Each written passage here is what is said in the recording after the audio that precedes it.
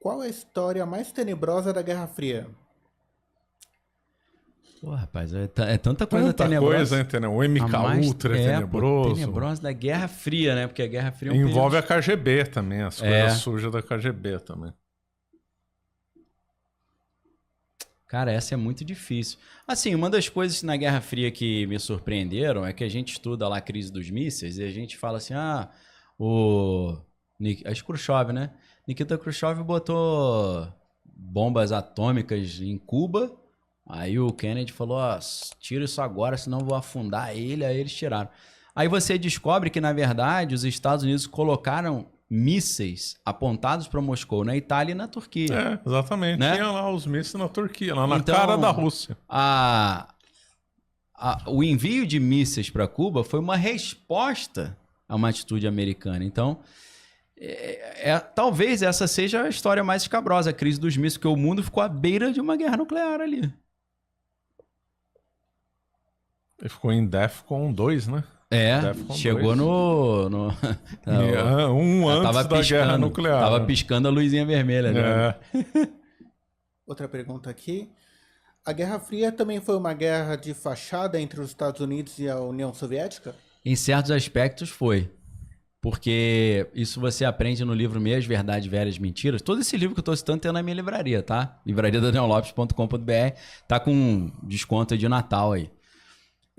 Nesse livro, o Anatoly Golitsyn, que foi o cara mais alto escalão da inteligência russa a desertar para os Estados Unidos, ele mostrou que, por exemplo, a desestalinização foi uma grande fachada. Eles seguiram aquela estratégia de mostre-se fraco quando está forte, mostre-se forte quando está fraco. Então, o que eles quiseram passar para os Estados Unidos? Olha, a gente não é stalinista mais não. Tudo que é do Stalin nós estamos deletando. Mentira, é só fachada, né? Então, assim, por um lado, isso foi uma grande fachada. Tinha o famoso telefone vermelho, que não era exatamente... Não era um telefone. Era um telégrafo, né? Eles conversavam, eles tinham back channel que eles sempre estavam conversando. Falar, poxa, cara, alivia pra mim no Vietnã aí e tal, senão eu vou pra cima do Afeganistão. Então, eles estavam sempre conversando, né? Então, tinha um interesse ocidental muito grande em ter um arqui-inimigo na Rússia para justificar o aquecimento eterno do complexo industrial militar. Então, sempre tem que ter um bicho-papão. Tanto que depois da queda do Muro de Berlim e do fim da União Soviética, que foi muito conveniência também, porque você tinha o presidente da União Soviética, que era o Gorbachev, e você tinha um presidente da Rússia, que era o Boris Yeltsin. E aí o Boris Yeltsin tinha interesse que não existisse mais União Soviética para não ter ninguém acima dele. Porque ele era subordinado ao presidente de toda a União Soviética. Então, tudo tinha um jogo de conveniência, né? E os Estados Unidos também, quando não foi mais interessante ter esse arqui-inimigo, eles trocaram de inimigo. Logo depois que o Muro de Berlim cai, você tem aquele livro O Fim da História lá do Francis Fukuyama, né? Do filósofo lá de Harvard, que falou, agora a história acabou porque o mundo não é mais bipolar e tal, que é uma palhaçada, né? Aí você tem o livro do Samuel Huntington também, do Choque de Civilizações, né? Falando que agora não era mais Estados Unidos e Rússia, seria o Ocidente, o Oriente. Aí começa a história do inimigo barbudo de turbante do extremista islâmico. Então, rapidinho, eles vão trocando de inimigo. Aí agora voltou Rússia de novo a ser inimigo, né? Então, é muita conveniência para sempre alimentar. É bom ter um inimigo.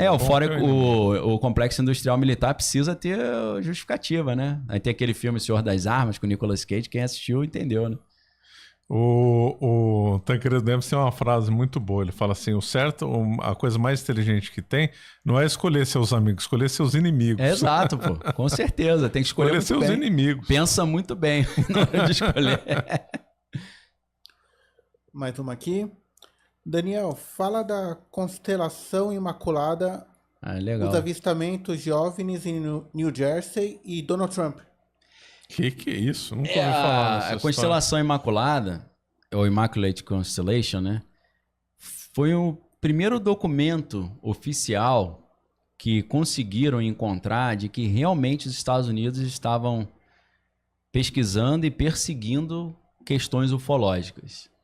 E confirmou muita coisa que o Bob Lazar falava no final dos anos 80. Então, quando saiu essa história da Constelação Imaculada, que o Michael Schellenberg levou lá nas audiências no Congresso americano, junto com o Louis Elizondo, que era o Zuckerberg do Facebook levou isso? Não, caso? é Mark Schellenberg. Mark Schellenberg é um jornalista investigativo americano.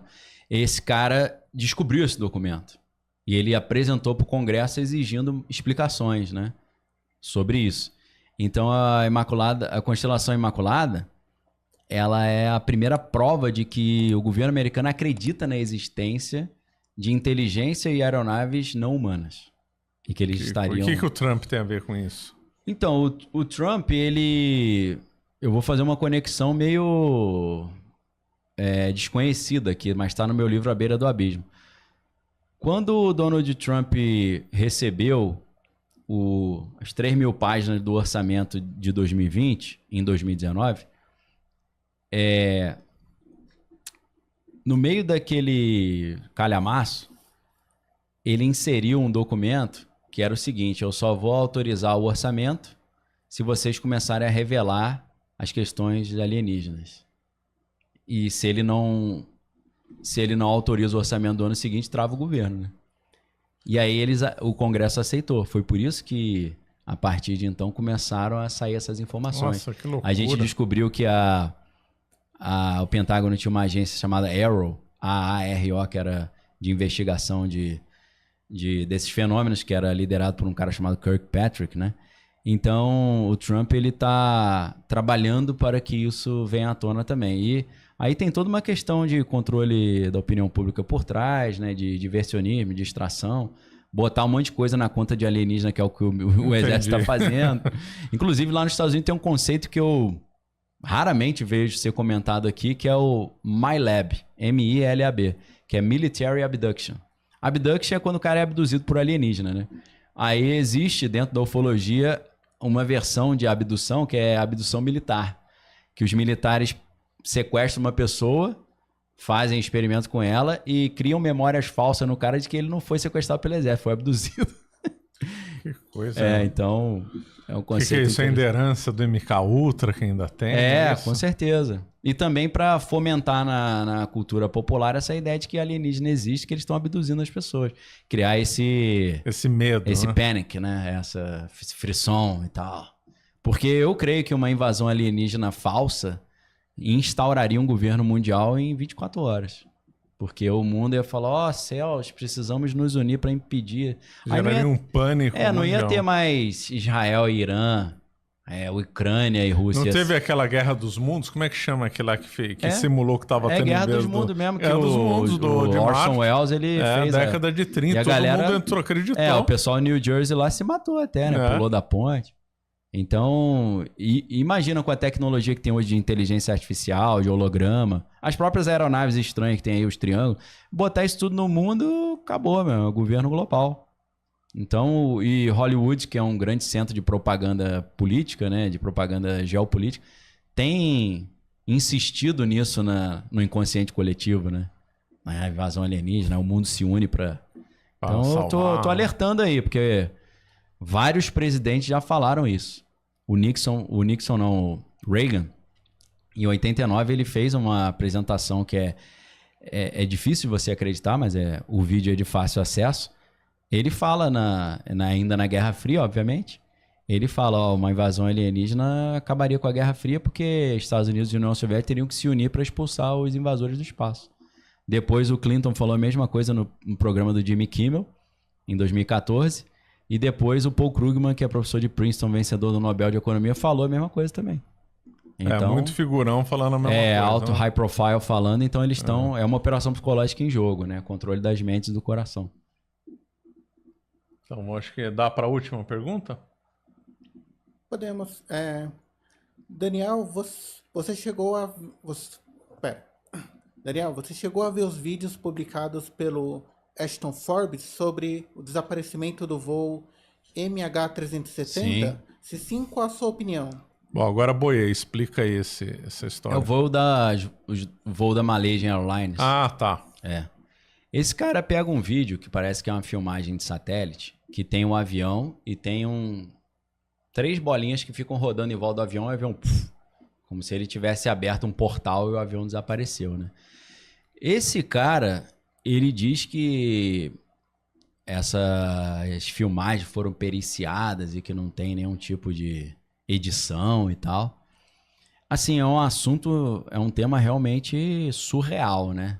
Você falar que um Vortex levou o avião, né? É um negócio meio... Acho que Lost era meio assim, né? Eu não assistia a série inteira, mas ia nessa linha do avião caiu. Tem um The 100 também, né? Tem uma série que fala do... Tem uma lenda urbana de que um avião desapareceu e ele apareceu 20 anos depois, tentou pousar sei lá, na Venezuela, na Colômbia, e depois sumiu de novo. Tem umas lendas urbanas disso. Minha opinião sobre isso, eu acho mais provável... O que eles dizem? Foram 2 aviões da Malaysia Airlines que sumiram no mesmo ano. Eu não me lembro exatamente qual foi o ano, se foi 2019, 2018. Mas o primeiro sumiu no mar, perto das Ilhas Maldivas, ali no Mar Índico. E o segundo estava passando por cima da Ucrânia e mandaram um míssil no avião. Ah, esse eu lembro. O que estava voando no Oceano Índico, eu falei Mar Índico, né? Oceano Índico. O que estava voando no Oceano Índico, ele estava carregando os 4 detentores de uma patente bilionária que estava relacionada à Motorola lá, que era o... Ah, esqueci. Chega uma hora já que os nomes não vêm mais, né? Você tinha 5 sócios ou 5 donos dessa patente. Um era a empresa e 4 pessoas. As 4 pessoas estavam no avião, morreram. A empresa ficou com 100%. Então dizem que por bilhões teriam sumido com essas pessoas ou explodido o avião. Outros vão dizer que ali, naquela região perto das Ilhas Maldivas, tem uma base americana chamada Base Diego Garcia. E eles teriam desviado o avião para essa base, tirado as pessoas, sei lá, sumido com as pessoas, para usar esse avião em algum ataque de bandeira falsa. Não sei. Então, assim, é inexplicável. Eu não sei o que dizer. Falaram do suicídio do piloto, né? Que ele jogou o avião. Pode ser também. Então, assim, muito difícil de saber. O segundo avião, a gente sabe que o destino, o fim trágico, foi porque um míssil foi lançado no avião. Agora, nesse segundo avião, havia mais de 100 cientistas que estavam pesquisando a cura da AIDS e dizem que isso vai atrasar a solução da AIDS em 1 século, pelo menos. Porque os caras que sabiam morreram. Então sempre tem uma coisa estranha, sempre tem pessoas importantes ou projetos importantes. Então, lembrando que isso são conteúdos altamente especulativos, né? Que o nome da empresa é Freescale. Isso é verdade. 4 donos da Freescale estavam no avião, no primeiro. E os cientistas estavam pesquisando a cura da AIDS, estavam no segundo. Agora, se foi relacionado, aí é especulação. Muito bom. Uma última aqui. Dá tempo? Fala sobre Puff Daddy e Epstein. Ixi, aí é longo, hein? Isso aí dá uns 6 anos de estudo, né? Eu fiz 9 episódios só sobre isso. 10 se contar o que eu fiz essa semana, né? Cada um com 1h30 de duração. Então, assim, rapidamente, já que falou não só de Puff Daddy, ou P. Diddy, né, que é o novo, mas o Jeffrey Epstein, né? Para mim, 2 projetos de inteligência. E os 2 são vinculados ao sistema de inteligência. O Epstein, claramente, com vínculo com a inteligência israelense, por meio do Robert Maxwell, que é o pai da namorada dele, Ghislaine Maxwell, né? Robert Maxwell morreu, ele estava no iate dele, no mar Mediterrâneo, e caiu pelado dentro d'água e morreu. Falaram que ele teve um infarto, né? Só que aí o cara morre, levaram o corpo dele para Israel e todos os ex-diretores do Mossad estavam lá homenageando. Os caras, não sabia que ele era tão importante para vocês. Você só vai entender o quanto ele nos ajudou daqui a muitos anos, porque por enquanto a gente não pode falar, não. Então, um cara altamente vinculado ao universo da inteligência, o Robert Maxwell, dizem que foi ele que trouxe o Jeffrey Epstein para dentro dessa operação de inteligência, que se assemelha muito com a história do Eli Cohen, ou Eli Cohen, se você falar em inglês, que é o cara que deu origem à série O Espião, que está na Netflix, para quem quiser assistir. Então a inteligência sempre usou esse negócio de levar a galera para uma festinha, filmar tudo, levar para uma ilha, né, para produzir material comprometedor. Era o que o P. Diddy fazia e era o que o Jeffrey Epstein fazia. Obviamente, não só uma máfia que quer chantagear os outros, mas envolvido num sistema de inteligência maior. Agências de inteligência participando. É por isso que tanto o Epstein quanto o P. Diddy faziam isso há mais de 20 anos e nunca tinha dado nada. Por quê? Porque o cara que... Vou terminar com isso. Quando o Trump chegou ao poder, ele trouxe um cara... Eu não tô conseguindo me lembrar o nome do cara nem o cargo, mas eles estavam fazendo uma entrevista prévia com esse candidato a um cargo no governo antes dele fazer a sabatina no Senado. Eles estavam fazendo uma simulação, pergunta e resposta, para ver se ele ia se dar bem. E aí, na simulação, o cara falou assim... Mas você liberou o Jeffrey Epstein, né? Porque esse cara era um promotor que, quando enquadraram o Epstein, ele mandou ele de volta para casa. Os caras, por que você liberou? Ele falou, porque eu enquadrei ele, chegou de cima uma informação falando, não mexa com ele que ele é da inteligência, tá acima do sua faixa, seu pay grade. Então, essa é uma prova que o Epstein tinha vínculo com a inteligência. E o P. Diddy, pra mim, também tinha. Mesma lógica. Né? Então, esse assunto é longo, né? Se deixar, vai ficar a vida inteira aí. Ótimo. Muito bom. Valeu. Obrigado, Marcelo. Aí, Daniel. Você acaba de assistir um corte do Caravelas Podcast. Na tela está aparecendo o episódio completo e outro corte. Muito obrigado pela atenção.